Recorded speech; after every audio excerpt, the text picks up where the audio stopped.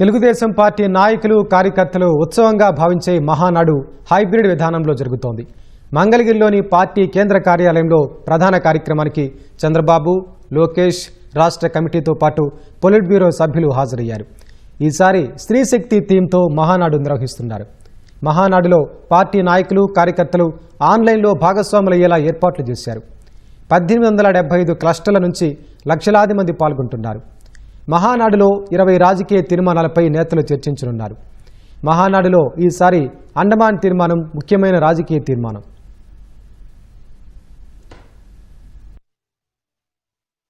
ఈసారి మహానాడు స్త్రీ శక్తి నినాదంతో పెడుతున్నారు. మీరు మహిళా శిశు సంక్షేమ బాధ్యతలు కూడా ఒక మంత్రిగా నిర్వర్తిస్తున్నారు. ఈ ప్రధానంగా మహిళలకు ఎలాంటి గౌరవం అది ఉంటుందంటారు? ఈ మహానాడు ద్వారా స్త్రీ శక్తిని ఎలా చాటాలనుకుంటున్నారు? ఏంటి? ముందుగా అందరికీ మహానాడు దినోత్సవ శుభాకాంక్షలు. మాకు అందరికీ కూడా సంవత్సరం అంతా కూడా ఈ మహానాడు కోసం వెయిట్ చేసేవాళ్ళు కార్యకర్తలు అందరూ కూడా ఈసారి గౌరవ ప్రధానమంత్రి గారు ఈ పొదుపు దీనివల్ల మనం ఈరోజు ఈసారికి అందరూ ఒక దగ్గర చేరుకొని ఒక దగ్గర చేసుకోలేని పరిస్థితి అయిపోయింది. ఎందుకంటే పొదుపు మంత్రంగా మనం రాలేకపోయాం. కానీ ఈరోజు అందరూ కూడా కార్యకర్తలు అందరూ ఎంత సంతోషంగా ప్రతి క్లస్టర్లో ఒక కార్యక్రమం చేస్తూ ఆ కార్యక్రమంలో మనం అందరం కూడా ఇది జెండా పండుగ, ఈ తెలుగుదేశం పండుగ. తెలుగుదేశం పిలుస్తోంది, రా కదిలే రా అన్న నందమూరి తారక రామారావు గారి మాటలను గుర్తు తెచ్చుకుంటూ ఆయన తాలూకా ఆశయాలని, ఆయన తాలూకా పనితనం ఆ రోజు ఆ 9 నెలల్లోనే పార్టీ పెట్టి పార్టీని అద్భుత విజయం సాధించినటువంటి నందమూరి తారక రామారావు గారిని మళ్ళీ మరొకసారి రోజు మనం గుర్తు చేసుకుంటున్నా. ఆయన పుట్టినరోజు నాడు ఆయన గుర్తు చేసుకోవాలని ఒక ప్రత్యేకమైనటువంటి కార్యక్రమం ఇది మహానాడు కార్యక్రమం. ఏంటంటే 1 కోటి మంది సభ్యత్వం ఉన్న మన పార్టీలో 1 కోటి మందికి అందరికీ కాకుండా ఇంకా దేశ విదేశాల్లో ఉన్న తెలుగు వాళ్ళందరికీ కూడా ఇది పెద్ద పండగ. ఈ పండుగని అత్యంత అద్భుతంగా ఘనంగా చేసుకోవాలి అన్నది ఈ పసుపు పండుగని పసుపుమయం చేసుకొని అందరు కార్యకర్తలు అందరూ కూడా ఈరోజు నేను ఒక పాలిట్ బ్యూరో మెంబర్ అయినా సామాన్య కార్యకర్త అయినా ప్రతి ఒక్కరు కూడా అందరం కార్యకర్తలమే. అందరూ ఆ రోజు నందమూరి తారక రామారావు గారు పార్టీ పెట్టిన తర్వాత ఈ రోజు దాకా ఆ పసుపు జెండా రెపరెపలాడుతూ అందరికీ ఆత్మగౌరవాన్ని పెంచినటువంటి జెండా. కాబట్టి ఈరోజు చంద్రబాబు నాయుడు గారు ఆ రోజు నందమూరి తారక రామారావు గారు ఇచ్చిన పార్టీని ఆశయాలను అవన్నిటి కూడా పుణికిపుచ్చుకొని చంద్రబాబు నాయుడు గారు చేస్తున్నటువంటి మనం క్రమశిక్షణ, పట్టుదల, పార్టీతో అంకిత భావంతో పనిచేసిన వాళ్ళకి అన్ని విధాలుగా సముచితమైనటువంటి స్థానం ఇస్తూ ముందుకు తీసుకెళ్తున్నారు. ఈరోజు లోకేష్ బాబు గారు మీ అందరికి కూడా తెలుసు. లోకేష్ బాబు గారు వర్కింగ్ ప్రెసిడెంట్ అయిన తర్వాత ఇది మొట్టమొదటి మహానాడు. ఈ మహానాడులో స్త్రీ శక్తి అంటే మీకు కూటమి ప్రభుత్వం వచ్చిన వెంటనే స్త్రీ శక్తి అంటే ఏమిటో అందరికీ అర్థమైంది. ఈరోజు మహిళలు ఎక్కడైనా డోక్రా గ్రూపులు ఆ రోజు పెట్టి తన మానసిక పుత్రిక అని నిరూపించుకున్నటువంటి చంద్రబాబు నాయుడు గారు ఈరోజు మళ్ళీ ఈ మహానాడు ద్వారా స్త్రీ శక్తి ఆల్రెడీ మనం చూస్తున్నాం. ఎక్కడ ఏ బస్సులో చూసినా ఫుల్గా మహిళలే. ఎందుకంటే మహిళలకు ఉచిత బస్సు ప్రయాణం ఇచ్చిన తర్వాత వాళ్ళ తాలూకా లోపల ఉన్నటువంటి ఆశయాలు, వాళ్ళ కళలు, వాళ్ళు ఎక్కడెక్కడికి వెళ్ళాలనుకున్నవన్నీ కూడా తీర్చుకుంటున్నారు. ఈరోజు మహిళలకు పెద్దపీట వేసి ఇల్లు కానీ కార్డులు కానీ ఏవైనా మహిళలకే ఈరోజు తల్లికి వందనం కానీ లేదనుకుంటే 3 గ్యాస్ సిలిండర్లు కానీ ఈ ఉద్యోగ భద్రత కానీ అన్ని మహిళలకు వస్తున్నాయి. అలాగే ఈ స్త్రీ శక్తిని ఎందుకనంటే ముందుగా 50% రిజర్వేషన్ ఈరోజు మనకి లోకల్ బాడీస్లో ఉన్న చట్టసభల్లో కూడా 33% రిజర్వేషన్ కావాలి అంటే ముందుగా మమ్మల్ని అందరినీ ప్రోత్సహించి పంపించింది మహానాయకులే.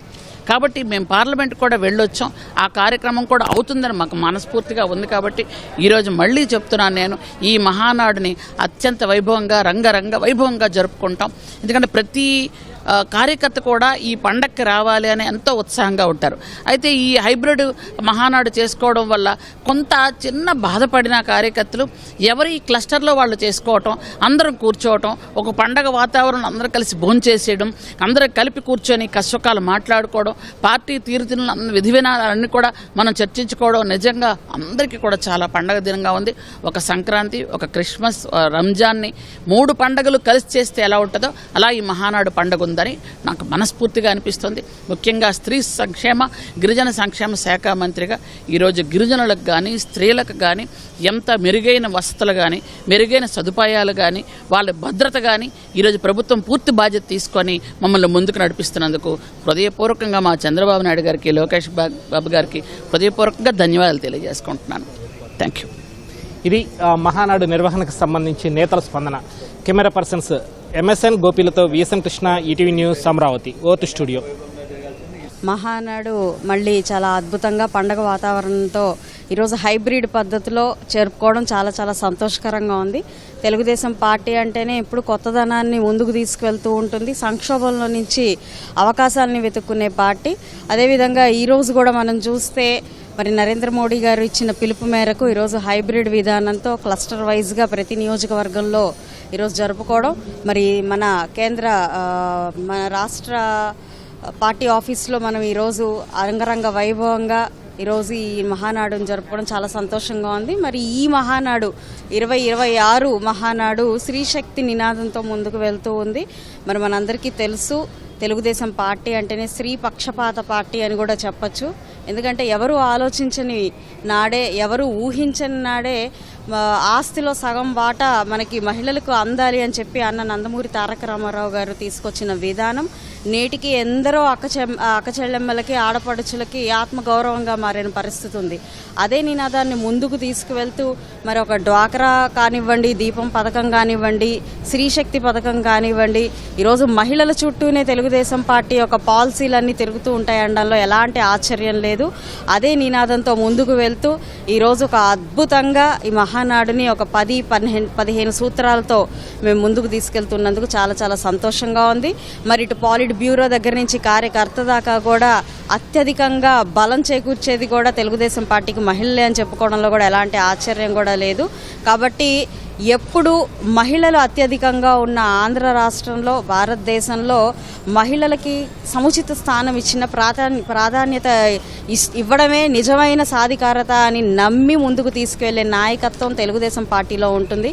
అన్న నందమూరి తారక రామారావు గారి దగ్గర నుంచి, నేడు చంద్రన్న దగ్గర నుంచి, మరి మా యువ నాయకులు నారా లోకేష్ గారి దాకా కూడా స్త్రీకి ఎలాంటి గౌరవం ఇవ్వాలి, ఎలాంటి గౌరవ మర్యాదలతో ముందుకు తీసుకెళ్లాలి అనే ఆలోచనతోనే నిరంతరం వారి ఆలోచన దృక్పథంతో ఉంటుంది.